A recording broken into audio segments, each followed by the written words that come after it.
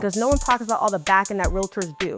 I'm working with your lender, I'm working with your title company, I'm trying to find ways for you to get your loan approved and trying to work with your lender to help you out. What nobody sees is the nights that you're in the office, 12:30, 1 o'clock in the morning, trying to get caught up on paperwork because you were out in the field all day. Nobody sees the nights where again, you're in the office, 1 o'clock in the morning, you're making spiral bounds for an open house you're doing at 11 a.m. the next day. Even in that, like the back and forth, the cussing out and... Not literally. No, not literal cuss out. Literally. Oh, you got this? Yes, literally.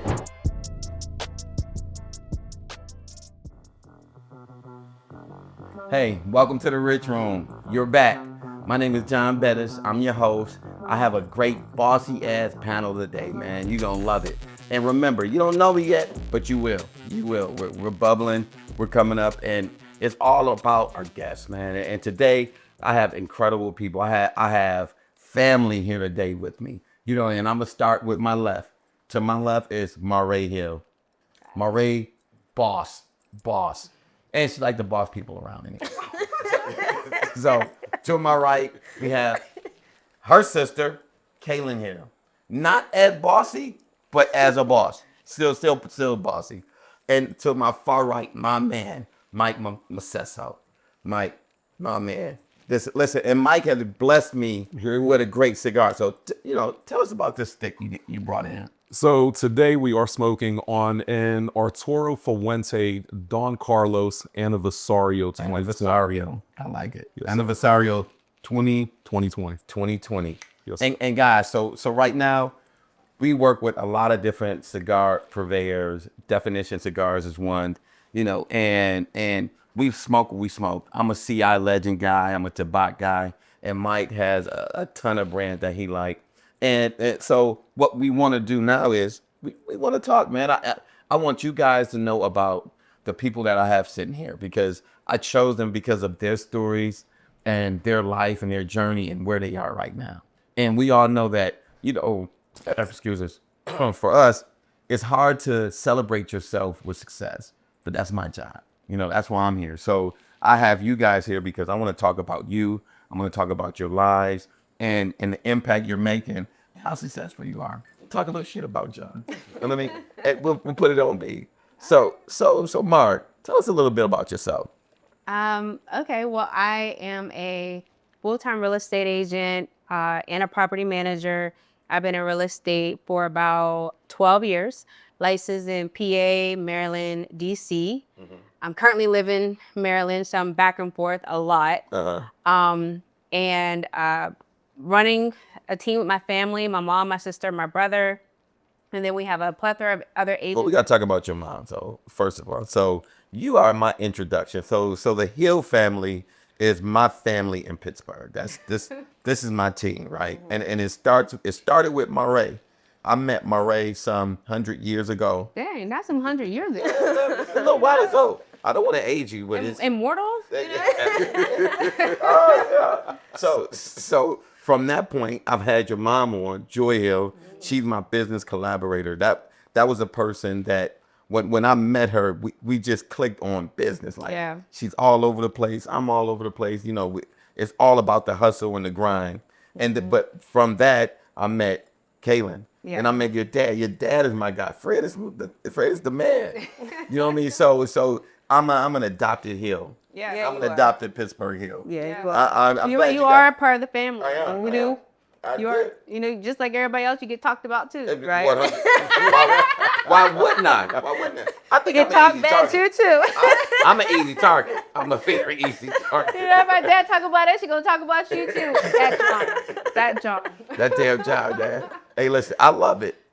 So continue. So you're in Maryland now. I'm in Maryland now, but to piggyback off of what you just said about my mom is basically the glue. She was licensed in 1999, 2000 era, and she always wanted me to get my real estate license, and I was like, yeah, no, I'm not. She used to actually take us, there was me, my siblings, my cousins pile us up in the car. We're gonna go look at houses. Really? And like if you be quiet, I'll feed y'all McDonald's. And we didn't see the glitz and glamour of real estate. We only seen the hustle of it, and not to say like I wasn't like intrigued by the hustle, but it was literally us sitting in the car, her showing houses, and then us having to get up on Saturday mornings to go clean houses. And I'm like, how is this fit? Yeah, like how does this? Always on the phone. Always on the phone. Always on the phone, driving. I'm like, why would I want to be an agent? Like that. Yeah, that's the last I thing don't want to live do. life like that. We all told her no. We all told her. We all told her no. And then somehow, some way, Every one of y'all. every one of us told her no. How about that? Well, I told her no. That's great parenting. How about that? That's great parenting. But I think you have to allow your child to find their own way. Right. And that's how I was just watching HGTV a lot, and I worked for a title company, and I was like, I can do that. Like I can sell houses, because I was seeing the glitz and glamour of it too, like just watching it. Yeah. And so then I told my mom I wanted to get my real estate license, and here I am. I think that's something that, and I'm glad I have all real estate professionals here, because, you talked about glitz and glamour. It's very glamorous, but no one ever talks about the glamorous part about it. Yeah. You know what I mean? You see the pictures, you see great videos, and you're like, oh man, this is something. So it looks very easy for a person who's not in it to get involved. Right. Man, it looks easy, and everybody's like, oh, I can make really good money in real estate. Whew. You can, but you gotta hustle, and it's blood, sweat, tears every single day. I quit. I rehire myself back. I quit again. I do that daily. You Mike, so you tell me about the hustle. Can we call it like the real estate hustle? What's the hustle? So when Marrae's referring to the hustle, the part that she's talking about is the part that I think a lot of people don't see. Right. Yeah. Because anymore, especially with the advent of social media, everything's polished, everything's shiny, everything looks good. Oh, I could get on it, be a content creator, and people are going to buy houses. What nobody sees is the nights that you're in the office, 12:30, 1 o'clock in the morning, trying to get caught up on paperwork because you're out in the field all day. Nobody sees the nights where again, you're in the office, 1 o'clock in the morning, you're making spiral bounds for an open house you're doing at 11 a.m. the next day. Bounds. There's just a lot that goes into it. Deals falling through. You trying to pick up the client, like it's going to be okay, or you have to have almost different roles. You're a therapist, you're a realtor, you're property managing, is like when you're listing, you're managing that listing.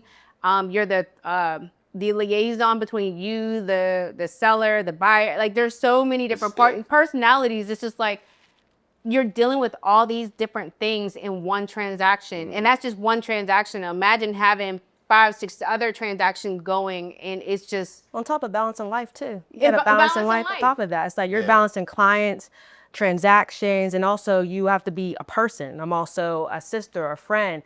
I have, like you said, we have to be therapists. You have a love life. We have a love life, like all that. And on top of that, we gotta be therapists to our clients, and then man, I gotta go find my own therapist to deal with. I'm dealing with too. So I also feel like it's a mental balance too. It's like I always say, you have to be mentally equipped in order to, or you're not going to be good for any of your clients too. So I think it's all about balance, and it's a lot. It can be a headache, but it's I feel like at the end of the day, it's all worth it too. Yeah, like you remind your clients, but you also have to remind yourself, the reward. There's a reward in hustling, right? Yeah.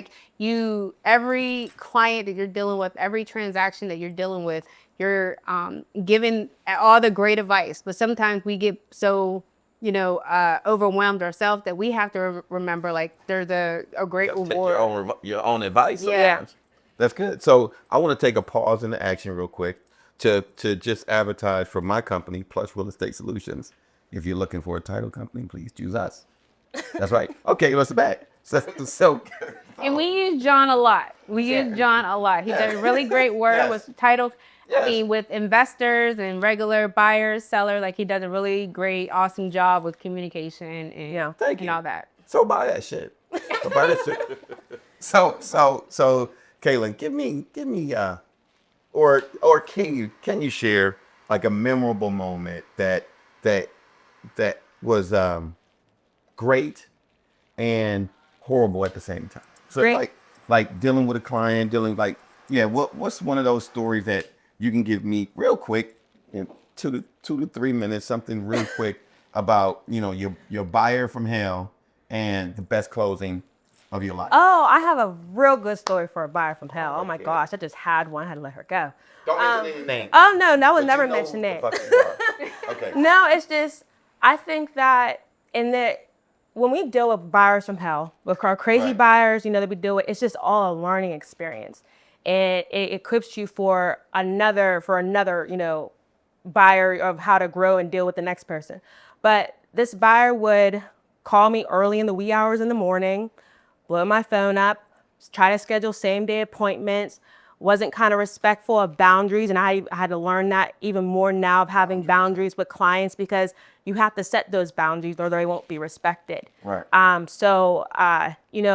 to accommodate them in every way that you can, but the client she just made me feel like I just wasn't doing enough. In the sense I was doing it enough, it's just her expectation was not realistic. Right. So it was to the point we were under contract twice with 2 different houses. She was looking for everybody's opinions with the houses and wasn't really trusting my guidance, wasn't trusting that I knew what I was doing with the process. So it was just one of those things where it was just like, she actually fired us kind of. It was like a mutual fire. She fired you? She fired us. You fired her. We fired her. So it was just, her expectations just weren't realistic. And then being under contract twice, terminating, and it was a lot. Right. And that's okay though, because in that process, I learned boundaries. I learned that you can't please everyone, because you're not going to please everyone in this business, and that's okay. And knowing that I had to walk away, that I did everything I could for the buyer. So that was a buyer that I just, I was okay to wipe my hands clean. Oh, I've been in bliss ever since. Right. And, but so that was a head case client. And then I've had clients where her loan was falling through. She actually had to sell her car back to make the deal work. Damn. And she was calling me, crying, and was just upset about the process, wanted to give up on the process so many times. And then honestly, she even had to get a gift last minute. But those are the type of clients that is like, it's hard, right, and it's a lot, but it makes the process well worth it, because because then they see all the hard work on the back end, because no one talks about all the back end that realtors do.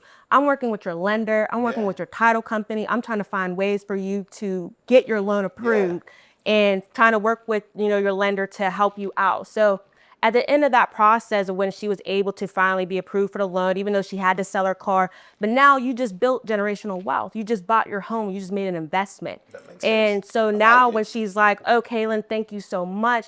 I appreciate everything you've done. And at that, it's a reward. So then you feel good. I feel good. It's just a reward that, wow, like I actually helped somebody buy a home, accomplish a goal that honestly they were about to give up on. Yeah. And so that's strong. Yeah, so that's one of mine. So Marty, you tell me, or you could pick one or do both.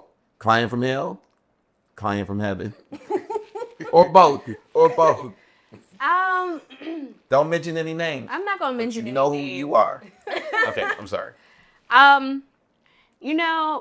have a couple clients, and I'm just kind of gonna make it generic. I have a couple clients that throughout the process, it's challenging, because they want what they want, and you're trying to explain what they can get or what's available, right? And they don't understand what the Pittsburgh market or the market is in general, right? So it's challenging when they don't receive it and you're trying to explain it, right? Yeah. And so they think that, you don't know what's, they think that you don't know what's happening, or you don't know how to do your job, or you just don't know.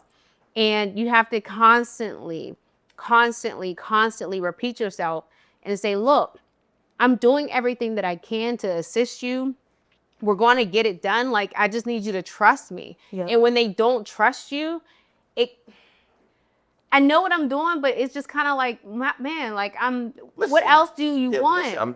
So like, but I will say that even in that, like the back and forth, the the cussing out and the Not literally. no, Not a literal cuss out. you got this? Yes, Literally. But after everything was said and done, you realize how sweet of a person they are. You realize how genuine they are. You end up building that relationship. And they themselves know. They'll always say, I know I was your client from hell, but I'm glad you said it, not me. But you end up building a relationship. Like one of my clients, I'm dealing with a mom right now who, sometimes throughout the business transaction, finding houses is difficult. Yeah. But outside of that, it's like we share scriptures, we talk, That's dope. we have a relationship. That's dope. But sometimes in the mix, it's like, you don't know what you're doing, and I need you to talk to this person. I need you to talk. I got it. I'm doing everything I know that could be done. And then after the fact, it's like in the transaction, it's whew. But after the transaction, it's like, hey girl, how you doing? I'm good. How you? But also we know that it can be, buying a house is emotional, and we know The that largest it's emotional. transaction It's of an your life. emotional transaction. Every time. When Mar bought her house and sold her house, she was probably my worst client. Right. She was just, So you didn't mention client from hell over I was probably a client from hell. You're right. I'm my worst. when you say trust, Martin trust She me. didn't trust you. She was blowing my phone up. Like, wouldn't trust me to Kaylnn, you need to do X, Y, Z, this. I said, you're too close. You're too emotionally Like, back involved. up. I need you to back up. My mom was cussing me. I was like, stop. She's one of those peeps that, she had cameras, at the house. Oh. She's watching you. She's watching. you. And then telling him, like, Mar, you got to just watch. You got to back off. Damn. So it can be, but so what I'm saying is that I can relate when I know a client is being emotional about the transaction, because I've been there and I know what it's like to go through buying a house, and it's an emotional process where my loan was iffy. I had stuff pulled on my credit. It was a lot. I'm crying. Very stressful. It's to the point, listen, we are our own worst clients because we both showed up to our lenders. Yeah, we did. Some of the You clients, showed up. We popped up. some of the clients don't have the luxury or the popped up pleasure on to your pop lender. up on your lender. I popped up on my lender. My lender said I was Wait, crying hold like a up. crazy Did I not pop ex-girlfriend. up on my title agent too? Yeah, you always pop I up. pop up. Like, the what's thing going is, on? it's hyper stressful for us because we're 1099 self-employed. Yeah. So the lending process is different for us. We're required to produce a lot more documentation because we're self-employed. Yeah. So whenever we're buying property, It's even more it's stressful. Wow. it's stressful regardless. Right. Yeah. But When you're a 1099. yeah, but when you're 1099, it is an entirely different story it because is. they are going to pick your finances, your tax returns. They want to see all over every the park. paper They want trail. everything. Oh, that's something. So Mike, tell us about your client from hell or how to take a pick. Take your pick. So I wouldn't necessarily say client from hell, but But by I'll the give way, you know who the hell you are. Okay. I'll say the situations from hell that pop up. Sure. And that is a lot of times when you're all working with a buyer, your buyer is going to look at multiple homes before they land on the home that they decide to put an offer in on. Once they put an offer in on that home, one of the things we're going to do is we're going to order home inspections. Yeah. When I have clients who say, oh, can my parents come? If this is the first time your parents are seeing this house, they are going to eviscerate it, especially sitting the home inspection. Yeah. And I've had deals terminate because parents said, yo, this house is a piece of shit. You're not buying it. Meanwhile, unless you walk the 30 other properties that he walked and been down this journey with us, Perspective. you would understand why we've arrived where we've arrived at. So a lot of this comes down to coaching. So the way that I avoid working with difficult clients is, number one, if we're going to work together and you're a buyer, okay, before you and I actually go out and start investing a lot of time in looking at homes, you're going to come into my office for 45 minutes to an hour. We're going to do a pre-buyer consult. Right. There's a series of things I'm going to walk you through. There's paperwork we're going to go over, and I'm going to do a full expectation set. If you can't give me 45 minutes to an hour in my office, why am I giving you 5 hours of my day taking you out looking at houses? Right. So if you can't give me the 45 minutes up front, then maybe this ain't going to work. So what I'm hearing is you are a realtor, a therapist, a coach, Yes. and an enforcer. Yeah. for clients, right? Yes. Yeah. And I guess this message is really for the individuals who are looking to buy a home. Because if you're a realtor, you know all these pains. This is not new, right? But if you're looking to buy a home, I mean, these are the things that you want to keep in perspective. These are the types of advice you're going to get from your realtor, right? You're going to get a hand, a shoulder to cry on, a hand to uplift you up, or a hand to pull you up, and a hand to spank your hand like relax, you know? Man, real estate. I love working in real estate. I'm a real estate professional. I appreciate you guys. I love y'all. I love the perspective. Y'all drank.